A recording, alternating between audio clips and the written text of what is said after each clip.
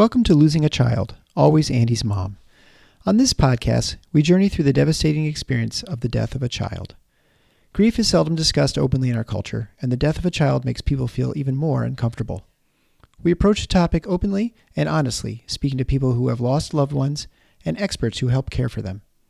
Whether you are a parent experiencing loss or someone who wants to support another going through this tragedy, this podcast strives to offer hope and help.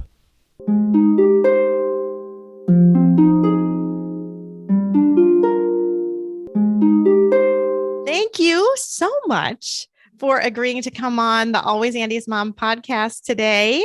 I am really excited to get to hear about your sweet son, Aven. So why don't you just go ahead and start off by talking about him? Well, thank you for having me. I'm so excited to be here. Listen to a lot of stories from other parents, so just kind of excited to get to talk about our little boy. Aven is... I just to pause for a second, I do love that when you first wrote the email to me, you talked about how you listen at various areas in your house, and your husband will catch you listening to me in the shower. So I think it's kind of funny now that you get to share your story. So we're not in the shower today. We're just here in our own homes having a nice little chat. So yes, I have listened to, so our son just passed away 6 months ago. So it's still pretty new. Really fresh. When I first started, kind of seeking out books and things to listen to, the podcast just came up right away, and I kind of dived head in. And I think the first week I probably listened to 8 or 10 of your guests, and it was just really healing. And anytime I was in the car or in the shower, and you were kind of always there with me, and just hearing other people's stories and how they have continued to live after the death of their kids has just been... it's been what I needed. So, well, and you just don't feel so alone, because that is the overwhelming feeling, I think. And I feel like what I felt in those early days and weeks and months is just feeling so alone. And for me, there wasn't a podcast to listen to. So for me, it was going to my support group every week. Like, I felt a little bit better on Thursday nights. So I'm glad to be able to offer somebody like you something that you don't just get an hour and a half once a week, that you can get it on your own little bits at a time. So 100%. Well, again, we better get started now and talk about Aven, because there's quite a lot to tell, actually. Yes. So Aven is our third son. We had twins that were born in 2012, twin boys. And then shortly after, just a year and a half later, we had Aven born. He was born at 27 weeks gestation. So he was a tiny little peanut. He weighed just over 2 pounds, 5 ounces. He needed a resuscitation at birth. A pretty traumatic in the scheme of things delivery. Mm-hmm. Scary. Yeah. Were your twins early too, or were they not? They were. So our twins were 29 weekers. So they spent 50 days in the NICU. So you were used to this a little bit. We did. It was different. When the twins were born, we only had the two of them. So I could spend every second at the hospital. But when Aven was born, now I had, a tiny little guy in the hospital an hour away, and then I had twins at home. So it was much different.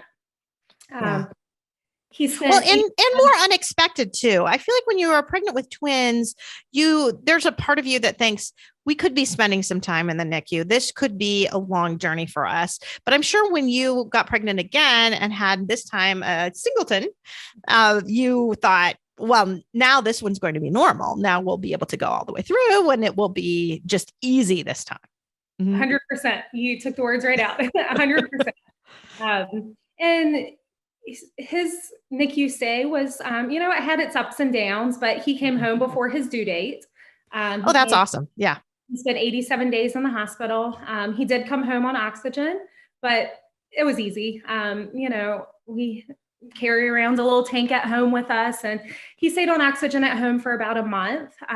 But we had our family together. We were so happy. We had our 3 boys within 2 years, which was chaos. Yeah. But it was perfect. It was everything we could dream of. Our family was complete and chaotic. Our house was never quiet. But it was perfect. We had this great, wonderful life with our three boys. Mm-hmm. Mm-hmm. And we called them the three amigos. I mean, they did everything together. They were best of buddies, worst enemies. We always laughed that he thought he was a triplet. Right. With there being such a little bit of an age difference between them, he did whatever they did. He didn't slow down. He didn't do anything. Mm-hmm. Mm-hmm. Mm-hmm. So he was at home and he was developing just like he should. He was hitting all of his milestones. Everything was great. And in the summer, when he was 6 months old, he caught rhinovirus, which is just the common cold. Yeah. Yep. Mm-hmm. It's your common cold. But when you're premature and you have those little lungs, it's hard to fight those little colds off. So we wound back up at the same hospital that he was born in. And he progressively was needing more oxygen and more support. And they decided to put him on a ventilator. And when they went to put him on the ventilator, his lungs clamped down and his heart stopped. And he had to be resuscitated again, this time for over 40 minutes. And we stood at his bedside and we watched the doctors and nurses fight to keep him with us. And they eventually did get his heart started. But they didn't know how much brain damage had happened. I mean, he had been, without good oxygen supply for an extended period of time. And we were made very aware of the possibilities of what could come out of this. They did the cooling procedure where they cooled his body and left him in a medically induced coma for several days to give his brain a chance to heal. And when we finally did get the imaging of his brain a couple of days later, he had very, very minimal damage, just a tiny little bit on the cerebellum and a tiny little bit on the peduncles. And everyone was basically in amazement. They said, we can't believe that for this extended period of time, he just has that little bit of damage. But they were also very realistic with us and said, he may never walk. He may never talk. His breathing, who knows what it's going to be. The cognitive impacts could be pretty significant. But we took him home 18 days later and we had therapies lined up like crazy. He was receiving speech and OT and anything you could lift. He was getting it all. Right. But we didn't care. We felt like we had this second chance. A miracle, really. I mean, that's what you felt like. I mean, 42 minutes down, wow. You don't think that you're coming back from that, right? I mean, that's not what you expect. And certainly when I was reading your email and 42 minutes down, I thought, oh, well, this was the beginning of now a hard life for this family and a lot of therapies and a lot of interventions. But that's not what happened. No, that's not what happened at all. Yeah. Aven came home and he didn't stop. He was a living miracle. He started doing every single thing that the therapist would ask of him. He started walking just a little past a year. So typical range that, a normal child would. I know. Average is 13 months. So that's average for not even a preemie. No, I think he started at 15 months, which adjusted would about 13 months. Mm-hmm. Mm-hmm. He started talking and we laughed. We said once he started talking, he never stopped. He said, "I love you" all the time. He was just the sweetest, most caring little boy that you've ever met. He had the biggest heart of gold. He was friends with everyone. He had never met a stranger. He would go up to kids at the park and introduce himself, and he was just best buddies with everyone. So at age 4, right before kindergarten, all of the therapists said, we can't see him anymore. And my background's in special ed. And I kept saying, no, we have to keep him. Like, he's going to start kindergarten. I want to make sure everything's okay. And they kept saying, no, he doesn't you don't need us anymore. He's done. Everything is really okay. Everything was okay. And everything was actually better than okay. He was reading well above his grade level. His brothers would get upset sometimes because they would bring home homework and he could do the homework that was their assignments. So when we were virtual school, back when the pandemic was going on, I would just put him in front of the computer for the other kids' class because he wanted to learn. He wanted to do whatever they were doing. And he was just a sponge. His brain really healed in an absolutely amazing way. He was playing sports. He was on the swim team. He was this tiny little guy out there on the swim team. He played baseball. He played soccer. I mean, he was doing everything. He was living the best little life. And he trying to be the triplet, right? 100%. Trying to be the triplet. And he loved telling people that his heart had stopped and that he got a second chance at life. He would tell everyone. And that was kind of his story. And he always wanted, I have so many videos of him saying, when I grow up, I want to be a doctor because I want to help save other babies. And that was just who he was. Yeah. He just lived life to its fullest. Yeah. Yeah. So amazing. I mean, it's so funny. You just you got that miracle that so many of us didn't, but then the miracle didn't come the next time. It didn't. So we thought, we had our perfect little life. We had our 3 boys. Yep.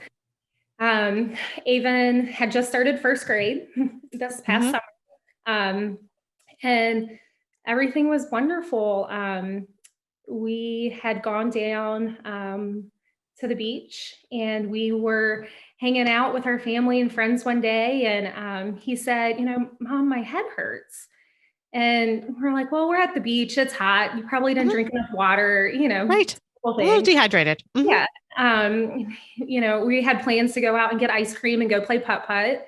He said, do you still want to go? Yeah, Mom, I'm okay. Okay. We didn't think anything of it. Sure.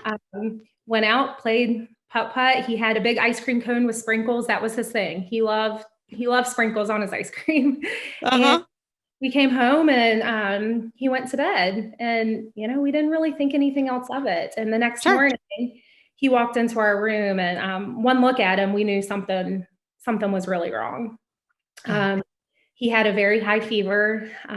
He was just saying his head hurt so bad. And every time he would move, he was vomiting. So again, it was, the height of COVID and it was just kind of in our area hitting kids. And so that's kind of what we assumed was, maybe he had COVID and we took him to the urgent care because we weren't at home. We went to the urgent care down at the beach and they did a flu test and a COVID test and they said, nope, he's negative. He probably has strep throat and sent us home. And we went back to that beach house and we just kept saying, this is not strep throat. Like something is not right. Yeah. And so we decided to leave and to come straight back to UNC Hospital, UNC Chapel Hill, where he had been, multiple times before. And on the way to the hospital, I kept having to wake him up.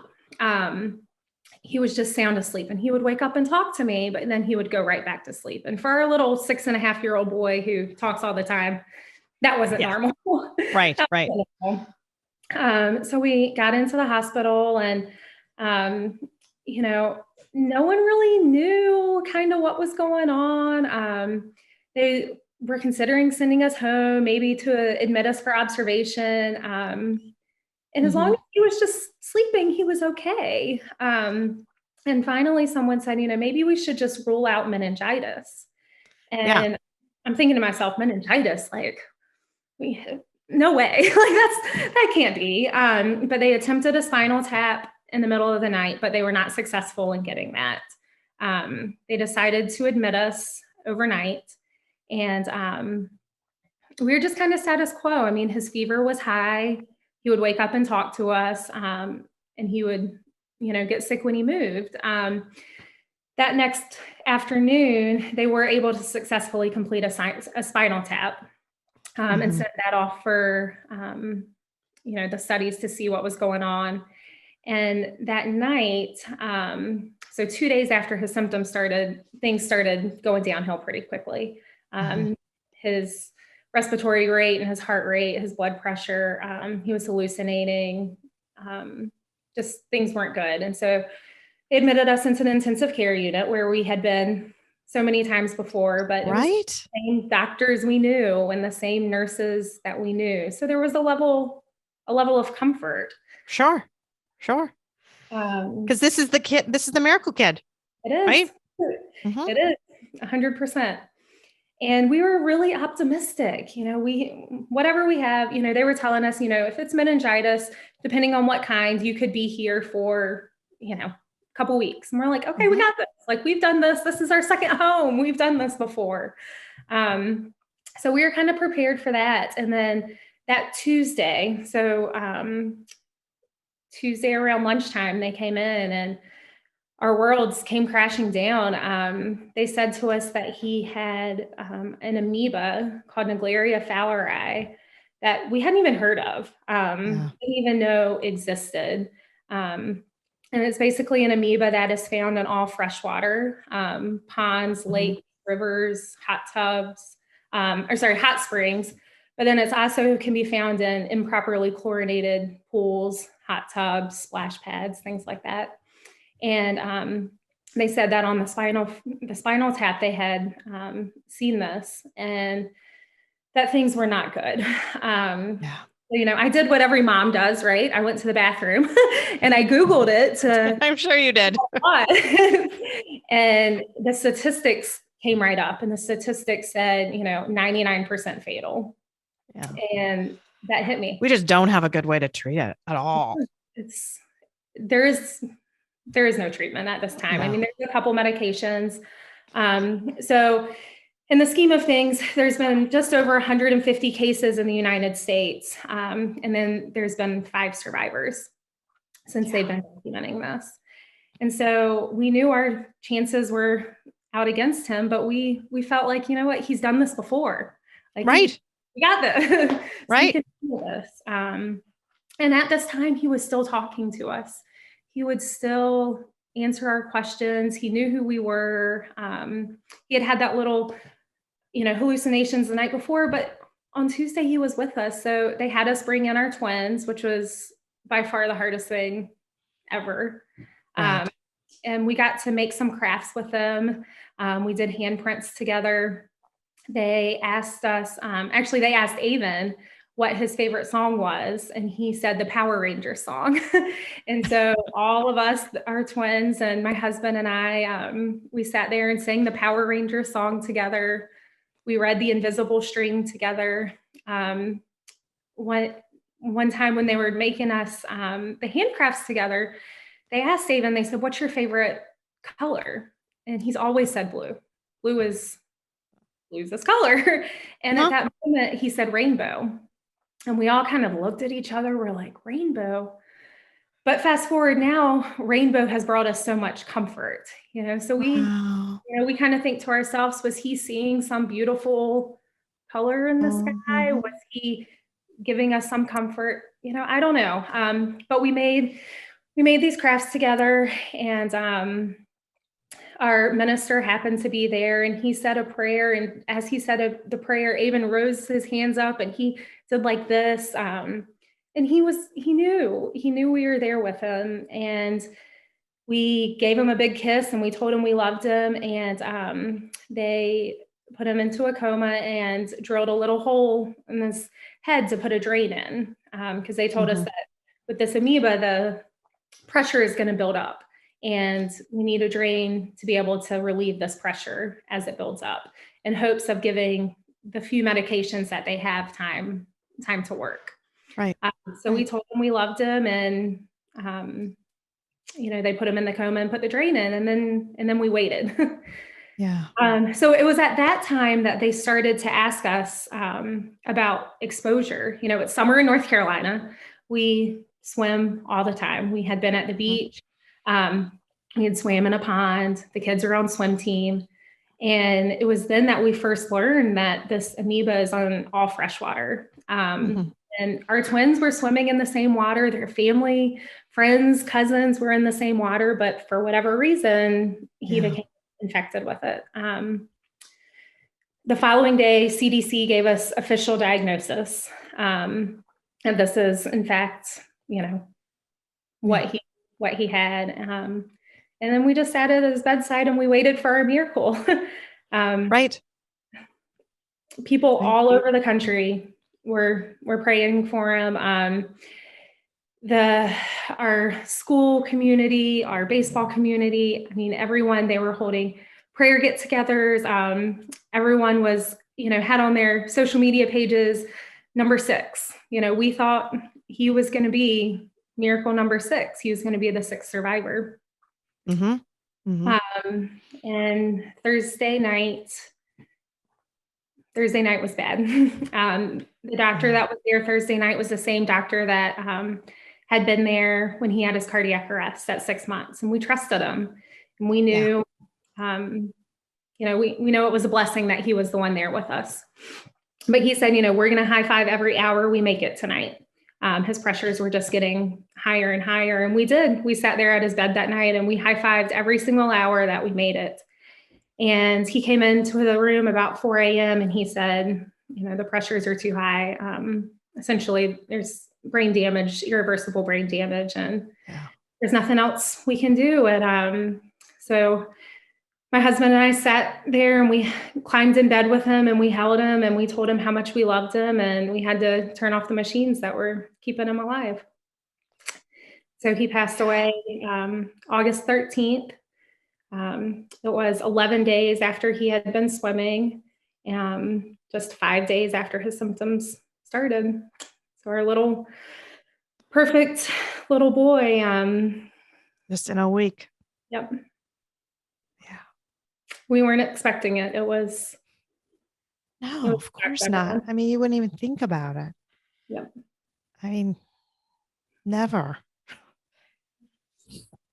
I mean, we swim in lakes every day in the summertime, right? I mean, that's just what you do. It's not an unusual thing. So there's no reason to expect this. And especially I think with you having lived that miracle before, you just think that it's going to happen, right? You just think you've kind of done your hard thing, right? 100%. And this is going to turn out. It's going to be okay. So just how hard that is when it's not, and that's not what ends up happening, what everyone wanted to happen, right? Yep. The whys are hard. Why my child that was born early, and why my child that had this cardiac arrest at 6 months, and why my child now, and wrapping our head around that has been really hard. Yeah, for sure. But when we look at how many lives that he touched, I mean, it's almost on a daily basis. I'll get a picture from one of his classmates who I didn't even know. I mean, first grade, and they've been doing virtual school for, most of kindergarten. I don't know a lot of the kids in his class. And sure. One of the moms almost daily will send me a picture that a kid has drawn, or one of the teachers at the school will send me a message and say, the class was talking about Aven today. And it's just been really amazing to see how many lives that he touched in his few little years. Yeah.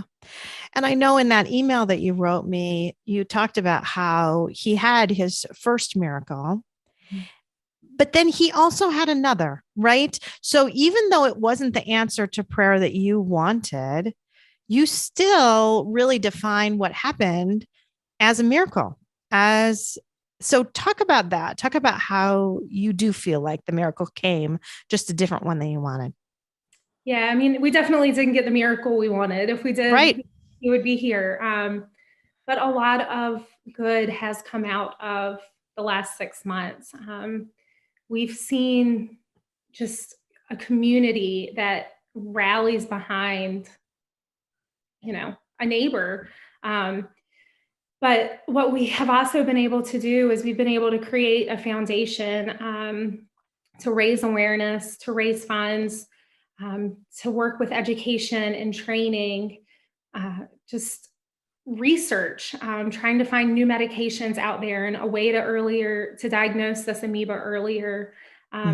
That's key. And what we found out was there really is not a lot out there. There's a couple other small family foundations that have done amazing things, but there's just not a lot out there.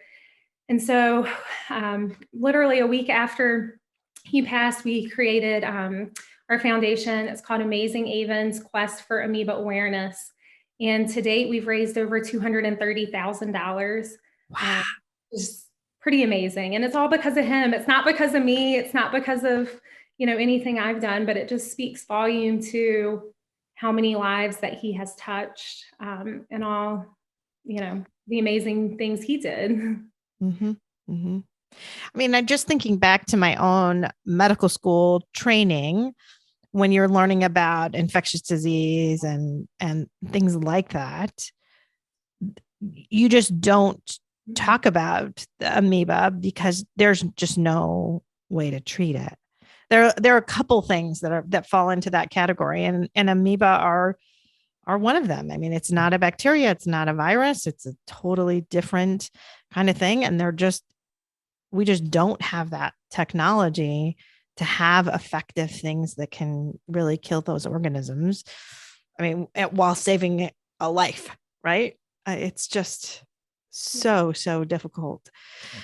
Well, the thing that we've learned is, by the time your symptoms typically start anywhere from 1 to 9 days after exposure. And by the time that you start with symptoms, it has multiplied so much that, even a very early diagnosis within the hospital, but the only way to diagnose at this time is by seeing the amoeba in the spinal fluid. So you have lab technicians. You have to actually see it there. Yeah.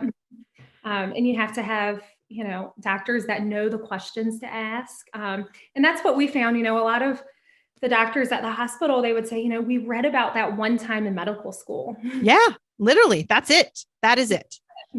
That's it.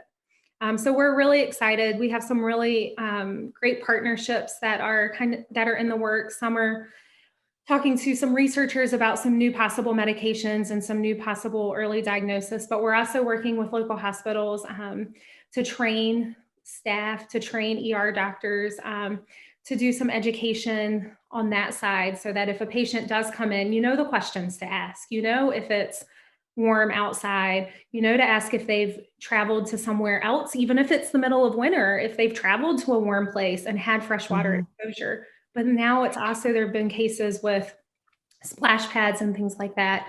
But just helping people know the questions to ask so that we can try to prevent this in the future. Mm-hmm. Mm-hmm.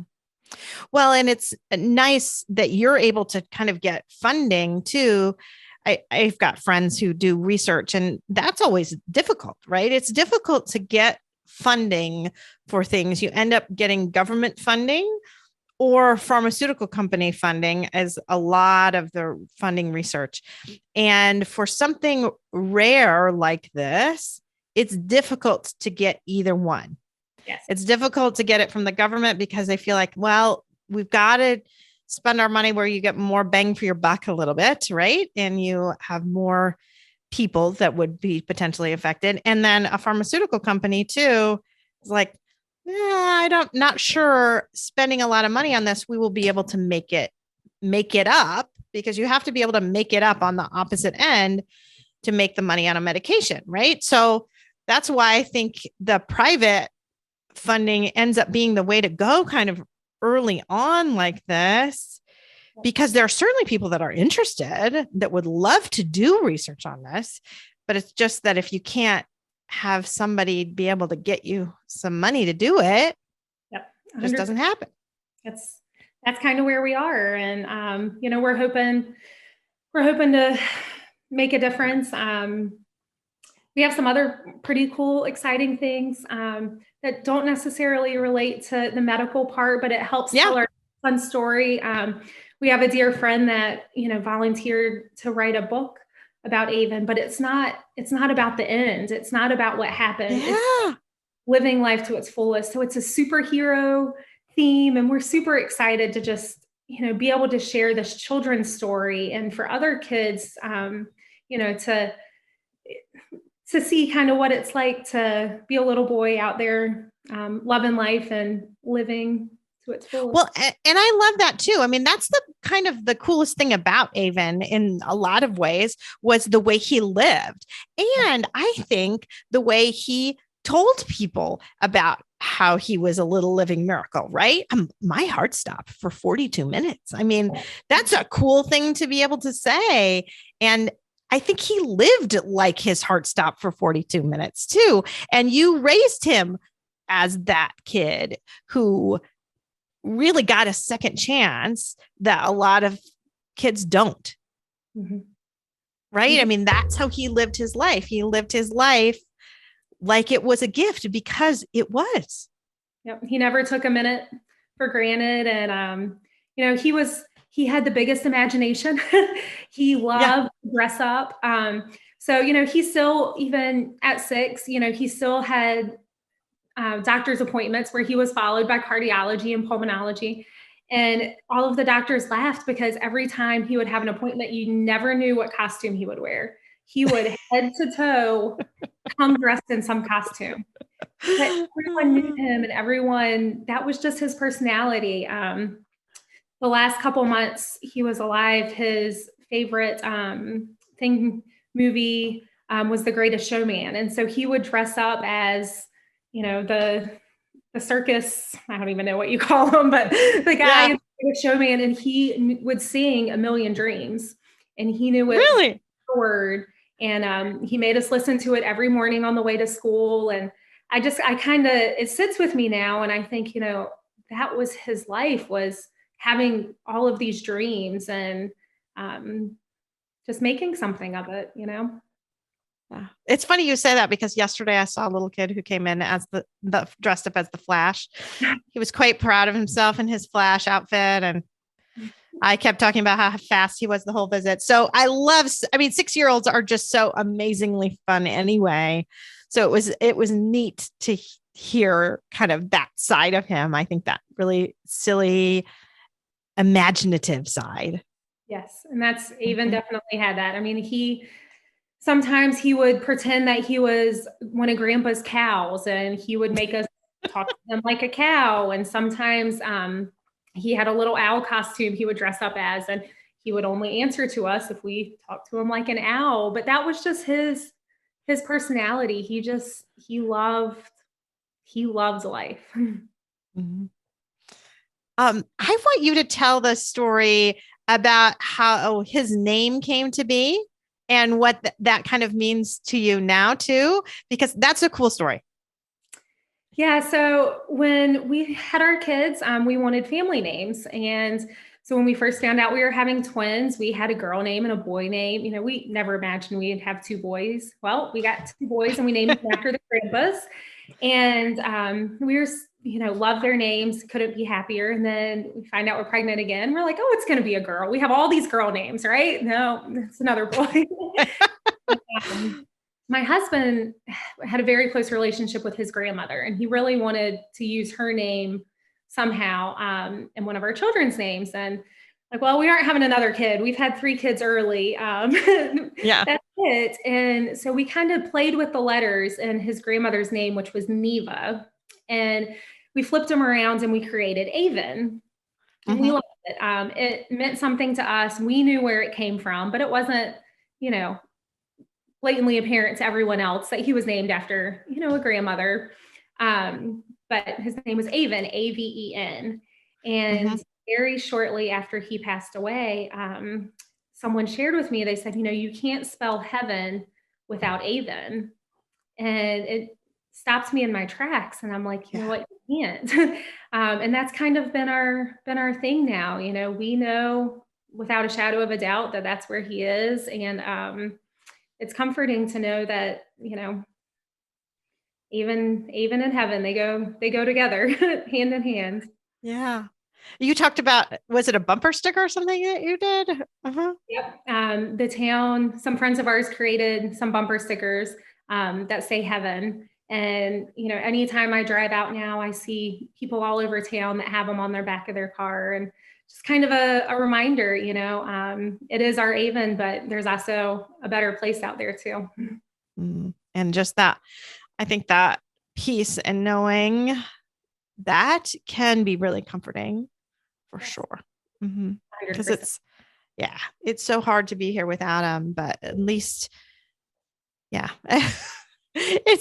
it's just tough, right? Because you really desperately just want him here with you.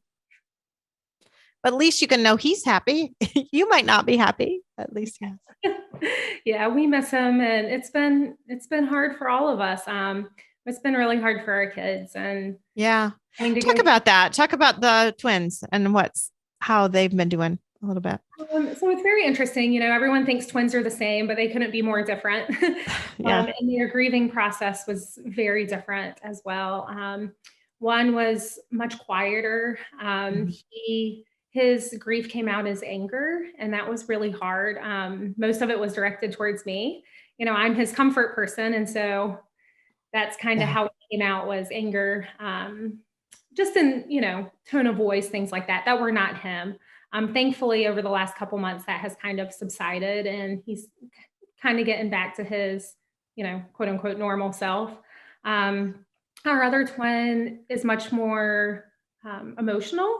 We've laughed since he was born. You never question what he's feeling: happy, sad, crazy, whatever. You don't ever question it. And that's kind of how his grief has been too. So lots of nights of, him crying before bed, writing stories, drawing pictures. He talks about it more. So it's been very hard to navigate, our own grief while also dealing with their grief, which is very, very different. The boys, they each could have their own room at our house, but they all chose to sleep in the same room together. So all three of them did? They did. They had bunk beds in there, and they all three wanted to be together. It was a fight most nights of who got to sleep with who, because they all three wanted to be in the same bed, but that's how close they were. But, for them to go to bed at night and not have that, not have their brother with them was really hard. Yeah. Well, really hard for all of you, right? Yeah. It's just such a reminder. Okay. I feel like every parent that's lost someone kind of feels the same way, but you get up and you don't know what to expect that day. Every day is a challenge, and it's new and different ways. Celebrations have been interesting. I say interesting, that's not the right word, but it's hard. We just celebrated our twins' birthday, and it's like, you want to be happy for them because it's their birthday, but it's also hard to be happy. So it's walking that fine line. The day before their birthday was what we called Aven's homecoming day. It was the day that we brought Aven home from the hospital for the first time. And I was reading back on my memories on social media, and I talked about how happy that day was. The first day we brought him home from the hospital, and how our family was together, and how, nothing could stop us. And then I look to this year, and it's like, wow, that piece is missing, and that's hard. Yeah, it's so hard. So talk about you and your journey a little bit. And we kind of focused on the family a little bit, but what about you? What about me? In a good way, I did not know anyone locally that had lost a child. I have friends that have lost parents and siblings, but I did not at the time know anyone that had lost a child. And that was a very lonely place. We, found a support group, and it was wonderful. But again, I was the only person that had lost a child. And there's a difference, there's a difference, not to say that people who've lost a parent, it's any less, it's just different. There's no other way to explain that. Yep. And I 100% agree. I've been very thankful over the last couple months that I have made some connections with some other moms, particularly that have lost their children. And it has just kind of opened up a new realm. Um, and they kind of put themselves out there. I mean, they reached out to me and just said, hey, I'm local. I also lost a child. Let's get together. And that has meant the world, and just the connection that you can feel with another mom that's going through it, has been pretty amazing to me. Yeah. It's just such a lonely place to sit when you're sitting in that. And when you can be with someone else, I think other people in some ways might think it's a little bit odd and a little bit strange, that you want to do that, to kind of hear those stories and put yourself in that place, because they feel like, well, doesn't that remind you of your own sadness? But it just actually gives you so much hope. I think that if they can do it, so can I. Just feeling that comfort from other people, that you're just not alone. Well, and what I've found is I want to talk about Aven. I want to talk about stories. I want to share with people, but it makes people uncomfortable, and people don't know what to say. And so oftentimes people don't say anything. Yeah. And in the beginning, that would upset me. I've run into someone in the grocery store and clearly they knew and they wouldn't acknowledge it. And that was hard. Now I'm kind of at a place where I understand that it's not meant out of they're not being disrespectful. They just don't know what to say. Yeah. So then they say nothing. When you're with other parents, you can talk about your kids and it's just normal. They want to hear it. I mean, that's the beautiful thing, is you want to be able to talk about your child to someone who actually wants to hear it. Yeah. Because otherwise you think, do they really even want to know this? And yeah. And my husband and I, we have grieved very differently. And I think that's very typical. I love pictures. Pictures bring me comfort. I have pictures, you can see them behind me. I have pictures all over our house because that's memories for me. At Christmas, I had Christmas pictures printed and put up on our mantle of Aven because it brought me closeness. Where with my husband, it's hard for him to look at pictures. It's too raw. And it's, I have, we had a little baseball card made for the funeral that we passed out to people. And I have it sitting in my dash on my car, and it's his little picture of baseball, and it's there with me. And my husband gets in the car, he has to, put that away. And so it's hard to find that balance of what I need and what he needs and what our kids need. And it's kind of like, especially because you said the kids are grieving so differently too. So now you've got 4 different people grieving the exact same person in 4 very different ways. Yeah. So to try to balance that out and find the right place to be is really difficult. It is. It's, and in the beginning, we had a couple of days at home where it was quiet, but we had 2 young kids that had to get back to school and sports. And so I won't say we ever sat at home, and, a lot of people, when they lose someone, they sit at home and they're quiet and they're to themselves. And that wasn't us. We kind of immediately went back out into society, and we stayed busy, and that was helpful, but it was hard too. Because we didn't really have that time to, take in all that had just happened. Right. It was back to work for my husband and back to school for the kids. And there wasn't a lot of healing time in the very beginning, but I think we're doing the best we can. Yeah.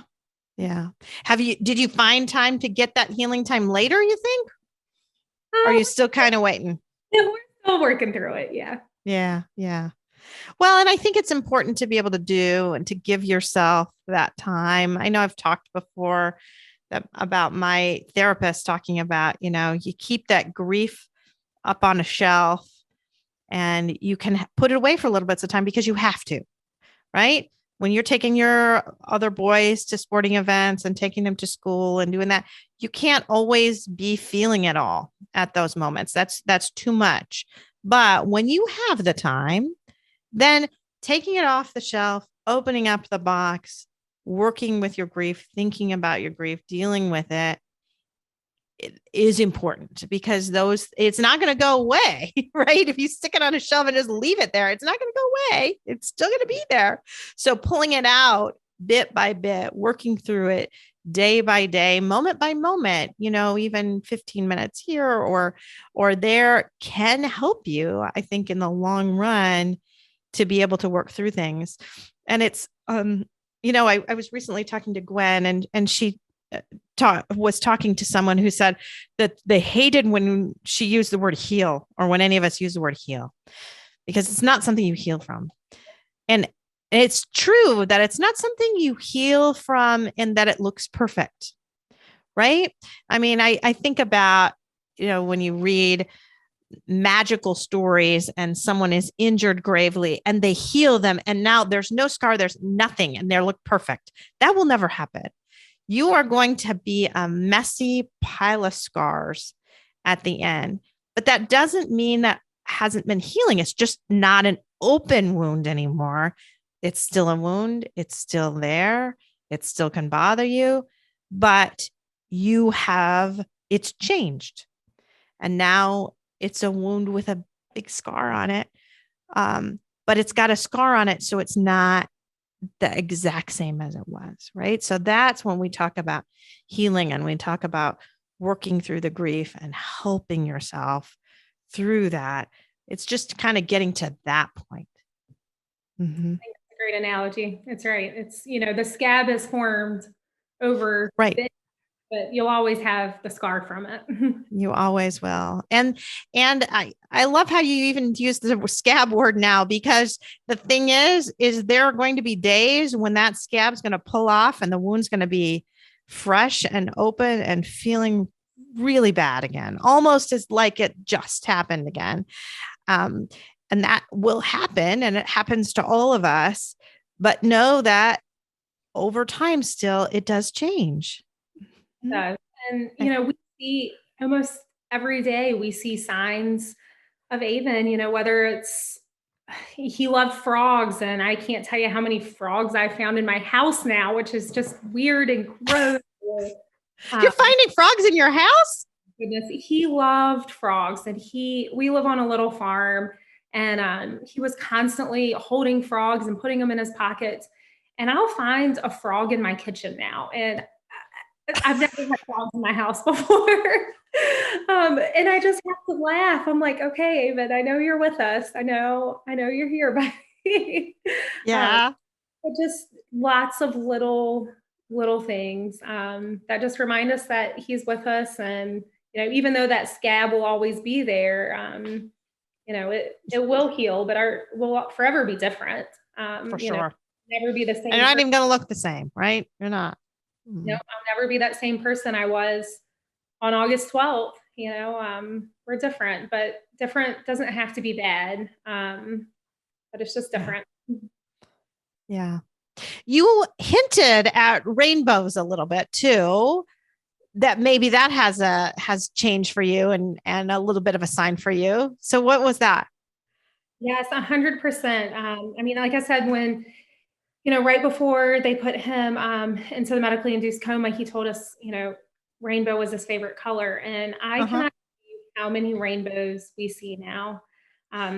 We were just out west skiing, and it was a blizzard. It was skiing like crazy, or snowing like crazy, and couldn't see anything. And we're going down our last slope of the day, and the sun's not out, it's not raining, and all of a sudden there's this big giant rainbow in the sky. And I just have to think, okay, that's you here. And I can't tell you how many people, friends, family, send me pictures of rainbows all the time. I walk through our kitchen now, and I'll see a rainbow on the floor where the sun's coming in. It's just, it's pretty amazing. To see little signs of it, and it brings us comfort and hope. Mm-hmm, mm-hmm, mm-hmm. Yeah. Stephanie's daughter, Kian, is a rainbow gal too. And every time I see rainbows anywhere, I'm always clipping a picture and sending it to Stephanie as well. You remind me of my little parent support group team that I started with, because I don't know if you know this, but my friend Megan, who was also in that group, her daughter also died on August 13th.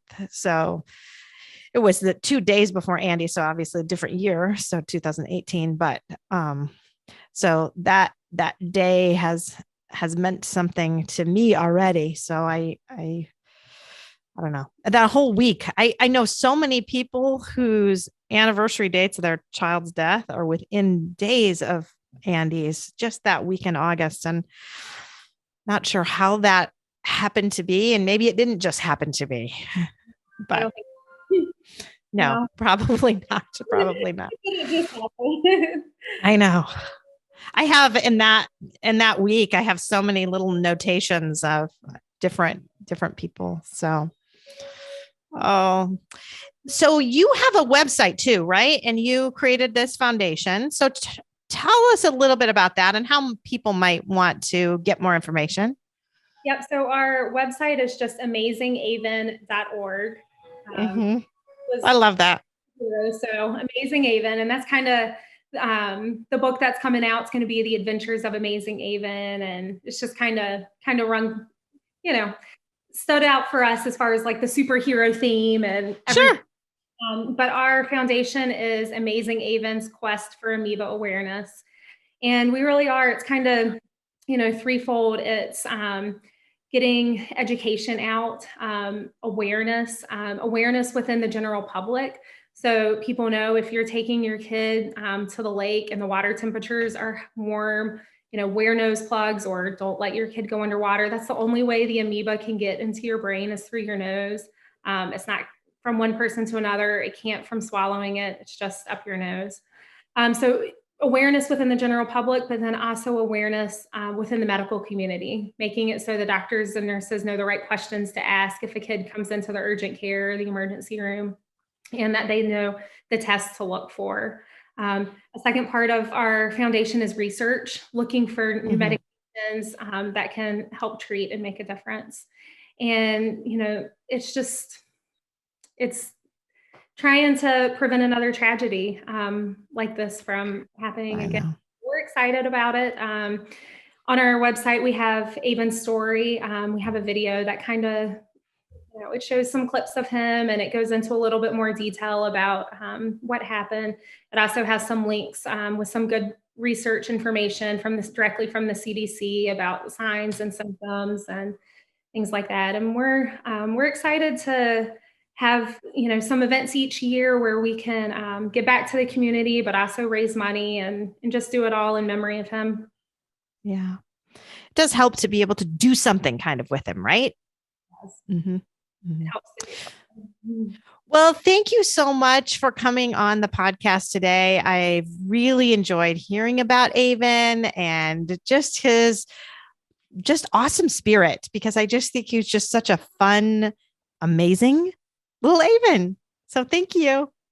Thank you, Marcy. I appreciate it.